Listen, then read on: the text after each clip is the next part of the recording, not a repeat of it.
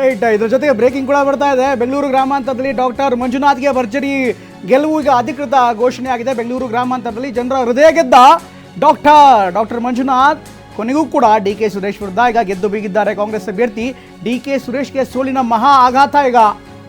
D K ಭದ್ರಕೋಟೆಯಲ್ಲಿ doctor C N Manjunath ಜಯಭೇರಿಯನ್ನ ಬಾರಿಸಿದ್ದಾರೆ. ಸಹಜವಾಗಿಯೇ ಸಾಕಷ್ಟು ಹೈ ಪ್ರೊಫೈಲ್ ಕ್ಷೇತ್ರ ಇದು. ಬಿಜೆಪಿ ಅಭ್ಯರ್ಥಿ ಡಾಕ್ಟರ್ ಮಂಜುನಾಥ್ಗೆ ಭರ್ಜರಿ ಜಯ ಸಿಕ್ಕಿದೆ. ಕೊನೆಗೂ ಕೂಡ ಡಿ ಕೆ ಸುರೇಶ್ ವಿರುದ್ಧ ಮಂಜುನಾಥ್ ಗೆದ್ದು ಬೀಗಿದ್ದಾರೆ. ಯಾವ ಅಂತರದಲ್ಲಿ ಗೆದ್ದಿದ್ದಾರೆ ಅದು ನೋಡಬೇಕಾಗತ್ತೆ. ಯಾಕಂದ್ರೆ ಆಗಲೇ ನೋಡಿದಂಥ ಸಂದರ್ಭದಲ್ಲಿ 1,84,000 ಲೀಡ್ ಇತ್ತು. ಬಹುಶಃ ಈ ಒಂದು ಟ್ರೆಂಡ್ ಅನ್ನ ನೋಡ್ತಾ ಇದ್ರೆ ಆ ಭಾಗದಲ್ಲಿ ಎಲ್ಲೋ ಒಂದ್ ಕಡೆಗೆ ಮೊದಲೇ ಈ ಮೈತ್ರಿಯ ಪ್ಲಾನ್ ಇಂಥದ್ದು ವರ್ಕೌಟ್ ಆಗಿತ್ತು ಅನ್ನುವಂಥ ಒಂದು ಪ್ರಶ್ನೆ. ಆಮೇಲೆ ಬಿಜೆಪಿಗೆ ಈ ಗೆಲುವಿತ್ತಲ್ಲ, ಇದು ಬಹಳ ಅತಿ ಮುಖ್ಯವಾದಂತ ಗೆಲುವಾಗಿತ್ತು. ಯಾಕಂತಾದ್ರೆ ಡಿ ಕೆ ಶಿವಕುಮಾರ್ ವಿಚಾರವಾಗಿ ಬಿಜೆಪಿಯ ವರ್ತನೆ ಹೇಗಿತ್ತು, ನಡ್ಕೊಂಡು ಬಂದಿರುವಂತ ರೀತಿ ಹೇಗಿದೆ ಅನ್ನುವಂಥದ್ದು ಕಳೆದ ಒಂದು 8-10 ವರ್ಷದಲ್ಲಿ ನಾವು ನೋಡಿದೀವಿ. ಅದೇನೇ ಆದ್ರೂ ಕೂಡ ಈಗ ಅವರ ಕುಟುಂಬದ ಓರ್ವ ಸದಸ್ಯ ಅಂತ ಅಂದ್ರೆ ಡಿ ಕೆ ಸುರೇಶ್ ಅವರನ್ನ ಮಣಿಸುವ ಮುಖೇನವಾಗಿ ಇಲ್ಲಿ ಕುಮಾರಸ್ವಾಮಿ ಅವರಿಗೂ ಕೂಡ ಅದು ಬಿಜೆಪಿಯ ಹೆಗಲು ಮೇಲೆ ಗನ್ನಿಟ್ಟು ಹೊಡೆದ್ರು ಅಥವಾ ಬಿಜೆಪಿ ಹೋಗಿ ಅವ್ರಿಗೆ ಹೆಗಲು ಕೊಡ್ತೋ ಗೊತ್ತಿಲ್ಲ. ಬಟ್ ಹೊಡಿಬೇಕಾಗಿದ್ದಂತ ಗುರಿ ಅದು ಡಿ ಕೆ ಶಿವಕುಮಾರ್ ಅವ್ರ ಕಡೆಗಾಗಿ. ಕಳೆದ ಬಾರಿನೇ ಹೊಡಿತಾ ಇದ್ರು, ಕಳೆದ ಬಾರಿನೇ ಮಿಸ್ ಆಯ್ತು ಅನ್ನುವಂತ ಬಿಜೆಪಿ ಲೆಕ್ಕಾಚಾರ ಇತ್ತು. ಬಹುಶಃ ಕಳೆದ ಬಾರಿ ಬಿಜೆಪಿ ಯಾಕಂದ್ರೆ ಸರಿಯಾದಂತ ಬುಲೆಟ್ ಸಿಕ್ಕಿರ್ಲಿಲ್ಲ, ಈಗ ಕರೆಕ್ಟ್ ಆದಂತ ಬುಲೆಟ್ ಸಿಕ್ಕಿರುವಂತ ಹಿನ್ನೆಲೆಯಲ್ಲಿ ಬಹುಶಃ ಈಗ ಮಂಜುನಾಥ್ ಎಲ್ಲ ನಮ್ಮ ಮತದಾರನ ನಾನು ಅಭಿನಂದಿಸ್ತೇನೆ, ಅವರಿಗೆ ಧನ್ಯವಾದಗಳನ್ನು ಹೇಳ್ತೇನೆ, ಕೃತಜ್ಞತೆಗಳನ್ನು ಹೇಳ್ತೇನೆ. JDS ಮತ್ತು BJP ಕಾರ್ಯಕರ್ತರ ಒಗ್ಗಟ್ಟಿನಿಂದ ಕೆಲಸ ಮಾಡಿದ್ರಿಂದ ಈ ಚುನಾವಣೆ ಗೆಲ್ಲಲಿಕ್ಕೆ ಸಾಧ್ಯವಾಯಿತು. ನಮ್ಮ ರಾಜ್ಯದ ಮುಖಂಡರು, ರಾಷ್ಟ್ರದ ಮುಖಂಡರುಗಳು, ಎರಡೂ ಪಕ್ಷದ ಮುಖಂಡರುಗಳು ಒಗ್ಗಟ್ಟಾಗಿ ಕೆಲಸ ಮಾಡಿದ್ದಾರೆ.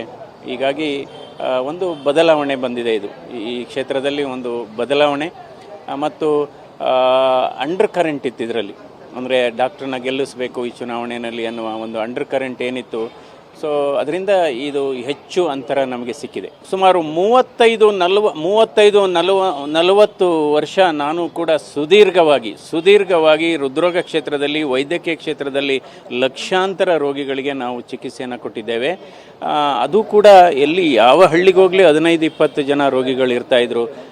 ಅಂದರೆ ನಿಮ್ಮ ಸೇವೆನ ನಾವು ನೆನಪು ಮಾಡ್ಕೋಬೇಕು, ಇದೊಂದು ಅವಕಾಶ ನಿಮಗೆ ಓಟ್ ಹಾಕಲಿಕ್ಕೆ, ಅದು ಒಂದು ಸಹಾಯ ಆಗಿದೆ, ಒಂದು ಸಣ್ಣ ಸಹಾಯ ಆಗಿದೆ. ಅದು ಕೂಡ ಅಂದರೆ ಎಲ್ಲ ಕಡೆಯಿಂದ ಮೊಮೆಂಟಮ್ ಸಿಕ್ತು. ಇಲ್ಲಿ ಒಬ್ಬ ಗೆಲುವಿನ ವ್ಯಕ್ತಿ ಸಿಕ್ಕಿದ್ದಾರೆ. ಸೊ ಅದರಿಂದ ಅವ್ರ ಹಿಂದೆ ನಿಲ್ಲೋಣ. ಕೆಲವರೆಲ್ಲ ಹೇಳೋರು, ಇದುವರೆಗೆ ನಾವು ಹಿಂದಿನ ಚುನಾವಣೆಗಳಲ್ಲಿ ನಾವು ಮಲಗಿದ್ವಿ, ಇವಾಗ ಎದ್ದಿದ್ದೀವಿ, ನಿಮ್ಮ ಜೊತೆ ಕೆಲಸ ಮಾಡ್ತೀವಿ ಅಂದರೆ ಅದಿತ್ತು ಬಾಯಲ್ಲಿ. ಪ್ರತಿಯೊಬ್ಬರ ಬಾಯಲ್ಲೂ ಕೂಡ ಡಾಕ್ಟ್ರಿಗೆ ಮತ ಹಾಕಬೇಕು, ಡಾಕ್ಟ್ರ್ ಗೆಲ್ಲಿಸ್ಬೇಕು ಅಂತ ಅವರು ಬಾಯಲ್ಲಿದ್ದಿದ್ದು ಮತ ಪರಿವರ್ತನೆಯಾಗಿ ಇವತ್ತು ಬ್ಯಾಲೆಟ್ಟಿಗೆ ಬಂತು. ಪ್ರತಿಯೊಬ್ಬರಿಗೂ ಗುಣಮಟ್ಟದ ಚಿಕಿತ್ಸೆ ಸಿಗಬೇಕು. ಅದರಲ್ಲೂ ಆಯುಷ್ಮಾನ್ ಭಾರತ್ ಯೋಜನೆಯಡಿ ಯಾವ ರೀತಿ ಚಿಕಿತ್ಸೆ ಸಿಗ್ತಾ ಇದೆ, ಅದನ್ನು ಯಾವ ರೀತಿ ಬಲಪಡಿಸಬೇಕು ಅದರ ಚಿಂತನೆ ಮಾಡೋಣ. ಮತ್ತು ಗ್ರಾಮೀಣ ಭಾಗದಲ್ಲಿ, ಗ್ರಾಮೀಣ ಮಟ್ಟದಲ್ಲಿ ಆಸ್ಪತ್ರೆಗಳು ಇನ್ನೂ ಗುಣಮಟ್ಟ ಹೆಚ್ಚಿಸಬೇಕಾಗುತ್ತೆ ಮತ್ತು ಅಲ್ಲಿ ಮೂಲಭೂತ ಸೌಕರ್ಯಗಳ ಜೊತೆ ಮಾನವ ಸಂಪನ್ಮೂಲವನ್ನು ನಾವು ವೃದ್ಧಿಸಬೇಕು. ಈ ರೀತಿ ಮಾಡ್ಕೊಂಡು ಹೋಗಬೇಕು ಎಲ್ಲ.